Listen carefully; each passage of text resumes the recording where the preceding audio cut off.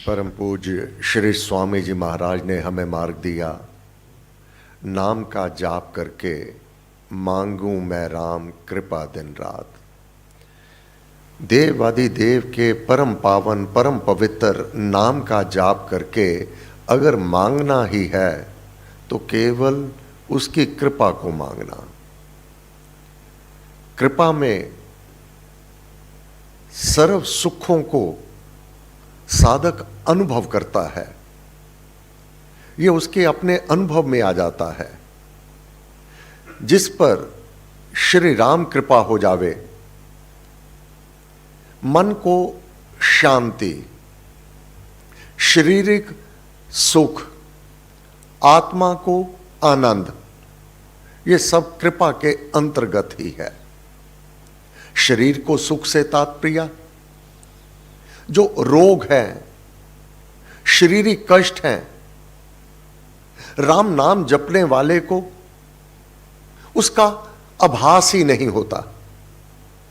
वह इतना मंद हो जाता है, उसकी तीक्ष्णता, उसकी तपश, वह उसका रोग एक पैसे के बराबर अपना फल देता है और निकल जाता है। यह सब श्री राम कृपा के अंतर्गत है। फिर मन को शांति बहुत मिलती है। जिस पर श्री राम कृपा होगी उसका मन अशांत कदापि नहीं होगा। प्रत्येक अवस्था में वह उस परमात्मा में, उसके नाम में लीन रहता है, मन को अशांत नहीं होने देता। फिर आत्मा आनंदित, प्रत्येक परिस्थिति में आनंद में ही विचरण करता है। नाम जाप, सेवा, परहित परोपकार, ये जीवन का अंग बना रहता है। ये ज्ञान होना सुखदा है। ये ज्ञान हो जाना कि सुख कहां पर है, ना धन दौलत में, ना महल माड़ियों में, ना रुपए पैसे में, ना पदवी पदार्थ में, वहां सुख नहीं है। वहां अशांति तो हो सकती है। अगर सुख चाहना है, कोई भी मानव जो सुखों को चाहता है वह उसकी कृपा में है, और उसकी कृपा उसके नाम जाप से ही बड़ी सुगमता से प्राप्त कर ली जाती है। तब महाराज ने कहा, है ज्ञान आनंदमय। जिसको यह ज्ञान हो गया उसका जीवन आनंदमय हो जाता है। यह ज्ञान हो जाना। श्रीमद् भगवत गीता में भी भगवान ने चौथे अध्याय में 33 श्लोक में इस ज्ञान का हो जाना किस प्रकार साधक को आनंदमय जीवन प्रदान करवा देता है, उसकी कृपा किस प्रकार अवतरित होती है, इसका ज्ञान ही हो जाना जीवन आनंदमय हो जाता है।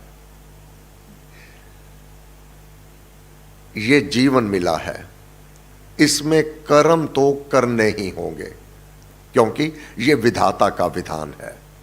कोई भी मानव कर्म किए बिना एक क्षण भर भी नहीं रह सकता, क्योंकि यह प्रकृति प्रत्येक पल, प्रत्येक क्षण सरकती चली जाती है।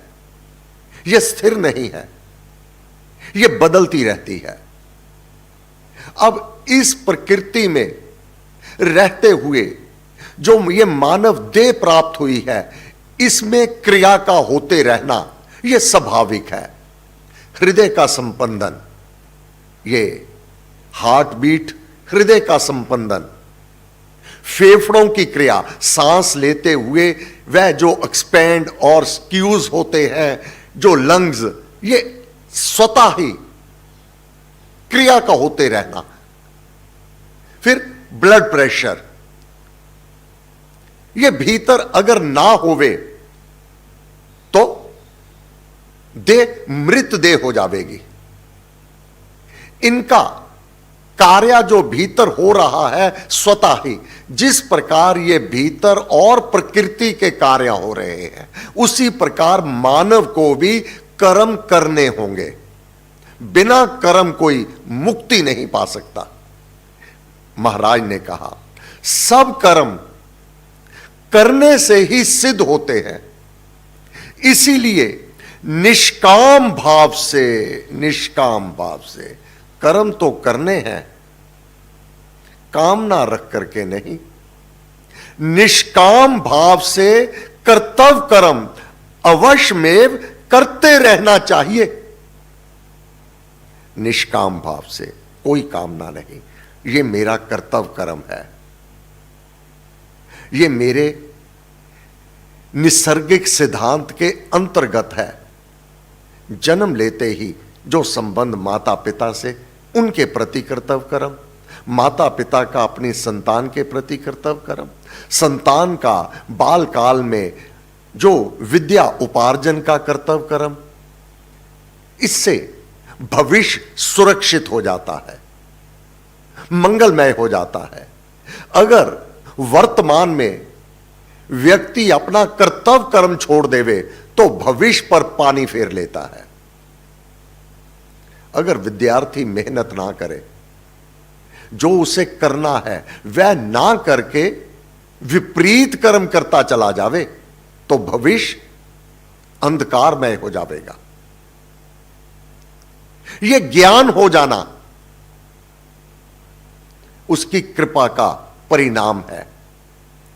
ऐसा ज्ञान ही ज्ञान यज्ञ है। यह अगर ज्ञान हो गया, क्या उचित क्या अनुचित, वह ज्ञान यज्ञ ही करता है, उसका यज्ञ है। महाराज ने आगे कहा द्रव्य यज्ञ, जो समदा घी सामग्री लेकर हवन यज्ञ किया जाता है, वह द्रव्य यज्ञ है। द्रव्य से, पदार्थों से जो यज्ञ किया जाता है, हवन यज्ञ, आहुतियां दी जाती हैं। द्रव्य यज्ञ से अर्थात सामग्री के होम से ज्ञान यज्ञ अधिक अच्छा है। ज्ञान हो जाना, मुझे क्या करना उचित और क्या अनुचित है, यह उसका यज्ञ है साधक का। और यह यज्ञ, यह ज्ञान यज्ञ अधिक अच्छा है, कल्याणकारक है, यह कल्याण करने वाला है। हे पार्थ, सर्व संपूर्ण कर्म, सर्व संपूर्ण कर्म ज्ञान में सर्वथा समाप्त होता है। अब कर्म तो मानव करता है, परंतु अगर अंधा धुंध हो बन अनुयायी, करें पाप की बहुत कमाई, कर्म तो कर रहा है परंतु पाप की कमाई, फल बेला पछतावे ऐसे, विष भक्षण को बालक जैसे। गीता प्रमाण है।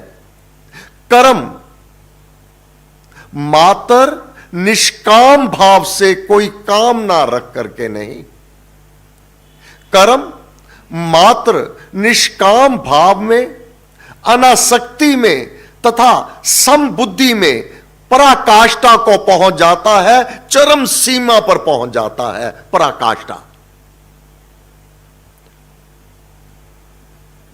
कर्मों की उत्तमता। अब कर्म तो सभी करते हैं, चोरी, छल, कपट, इसका परिणाम क्या होगा वह तेरे अपने हाथ में नहीं। क्या करना या ना करना यह तेरे हाथ में है, परंतु इसका परिणाम तेरे हाथ में नहीं। कर्मों की उत्तमता। अब कर्म कैसा करना है, अगर यह ज्ञान हो गया, कर्मों की उत्तमता और पूर्णता, कर्म योग और भगवत समर्पण रूप सच्चे ज्ञान में ही है। तू अज्ञानी बनकर ना जी, सच्चे ज्ञान को ग्रहण कर ले। जो महाराज ने कहा है ज्ञान आनंदमयी, इस ज्ञान में ही आनंद है। तू जान ले क्या उचित है क्या अनुचित है।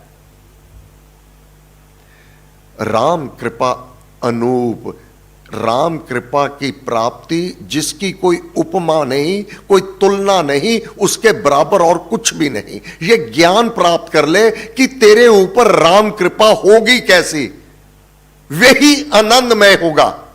कैसे होगी? हे अर्जुन, उस ऊपर कहे ज्ञान को तत्वज्ञानी भगवत भक्तों के समीप जाकर, अब ज्ञान प्राप्त कैसे होगा? भगवान कह रहे हैं, हे अर्जुन, ये जो मैंने तुझे कर्मों में निष्काम भाव से भगवत समर्पित कर्म करने के लिए उत्तम कर्मों की जो प्रेरणा दी है, जो तुझे मार्ग बताया है, अब ये तुझे प्राप्त कैसे होगा?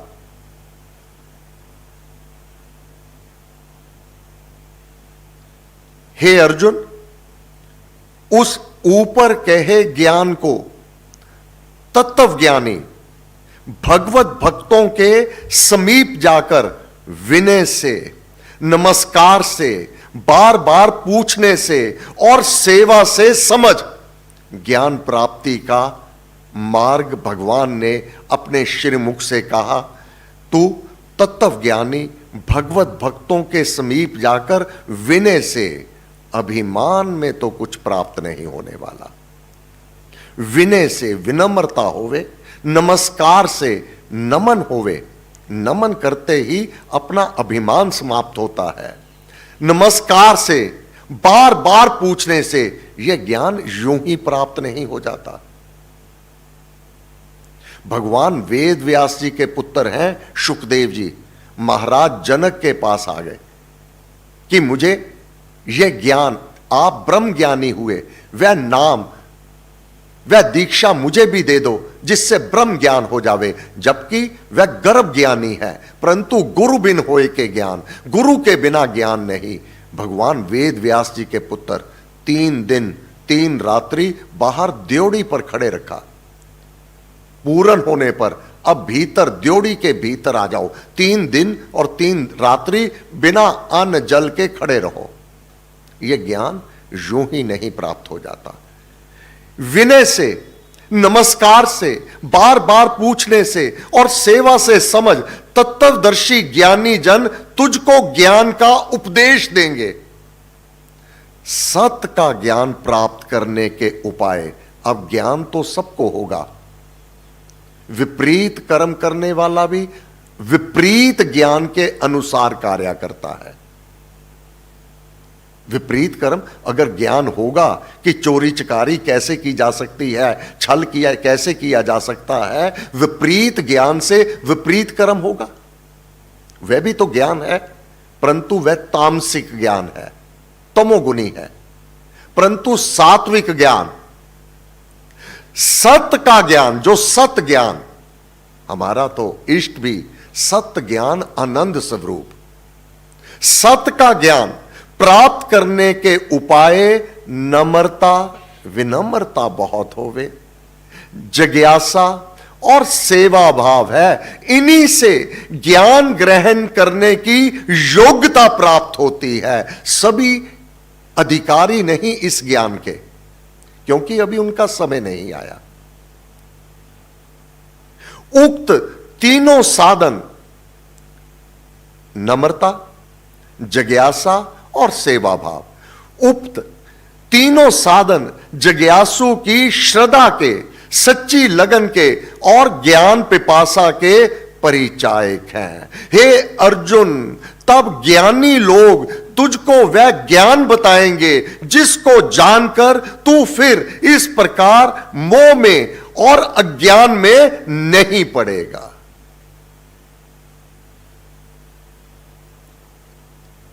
यदि तू पापियों से बड़ा पापी है, घोर पापकर्मी है, तो भी ज्ञान की नौका से, ज्ञान रूपी नौका से तू पाप समुद्र को बड़ी सुगमता से तर जाएगा। यह श्लोक महाराज का है, सुखदा है, शुभा कृपा। यह कृपा, अगर ज्ञान रूपी कृपा प्राप्त हो जावे, मानव को ये ज्ञान हो जावे क्या उचित है क्या अनुचित है, इसका ज्ञान प्राप्त होते ही जीवन सुखमय हो जाएगा। अगर ये कृपा हो गई, क्या उचित क्या अनुचित इसका ज्ञान हो गया, सुखदा है, शुभा कृपा, शक्ति शांति स्वरूप, तो इसका स्वरूप क्या होगा, उसके भीतर पुण्य कर्म करने, शुभ कर्म करने, नाम जाप और परहित परोपकार की शक्ति, यह सात्विक शक्ति उत्पन्न हो जाएगी। मन को शांति बहुत प्राप्त हो जाएगी। अगर मन को शांत नहीं तो तुम विपरीत कर्म कर रहे हो, विपरीत मार्ग पर चल रहे हो, जिसका फल बहुत ही घातक होगा। अगर मन में शांति नहीं, अगर आत्मा आनंदित नहीं, अगर मन नाम जाप में नहीं लगता, तो विपरीत कर्म कर रहे हो। सुखदा है शुभा कृपा, शक्ति शांति स्वरूप, इसका स्वरूप कृपा का, तेरे ऊपर कृपा है या नहीं, तेरे अंदर सात्विक कार्यों की शक्ति होगी, तेरे अंदर शांति बहुत होगी, है ज्ञान आनंदमय। अगर यह ज्ञान हो गया तो जीवन आनंदमय हो जाएगा, आत्मा आनंदित हो उठेगा। राम कृपा अनूप, अगर यह कृपा हो गई, इसकी उपमा और कोई भी नहीं जान पाता। यह अनुभवगत वार्ता है। हे गुरुदेव, आपको बार बार नमस्कार नमस्कार नमस्कार। सर्व शक्ति मते परमात्मने श्री रामाय नमः। सर्वशक्तिमते परमात्मने श्री रामाय नमः। सर्वशक्तिमते परमात्मने श्री रामाय नमः।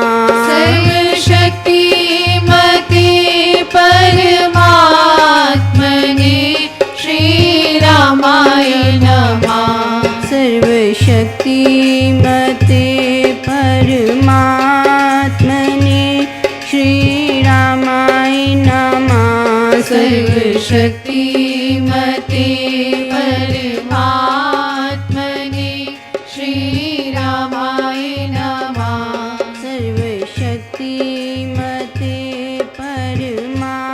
परमात्मने श्री रामाय नमः। सर्वशक्तिमते परमात्मने श्री रामाय नमः। सर्वशक्तिमते परमात्मने श्री रामाय नमः। सर्वशक्तिमते परमात्मने श्री रामाय नमः। सर्वशक्तिमते परमात्मने श्री रामाय नमः। सर्वशक्तिमते परमात्मने श्री रामाय